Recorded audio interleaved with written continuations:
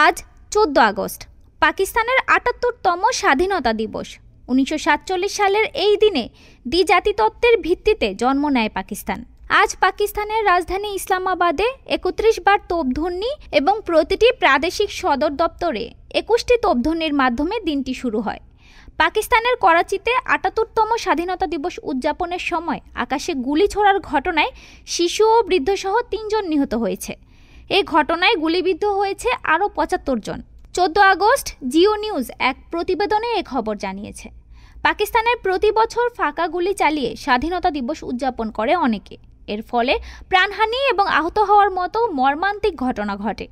কর্তৃপক্ষ বারবার সতর্ক করলেও তা বন্ধ হয়নি।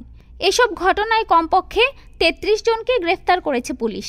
কর্তৃপক্ষ এই প্রবণতাকে বেপরোয়া ও বিপজ্জনক বলে আখ্যা দিয়ে নাগরিকদের নিরাপদ উপায়ে স্বাধীনতা দিবস উদযাপনের আহ্বান জানিয়েছেন। পুলিশ বলছে, ঘটনার তদন্ত শুরু হয়েছে এবং আকাশে গুলি ছোড়ার সঙ্গে জড়িতদের বিরুদ্ধে কঠোর ব্যবস্থা নেওয়া হবে।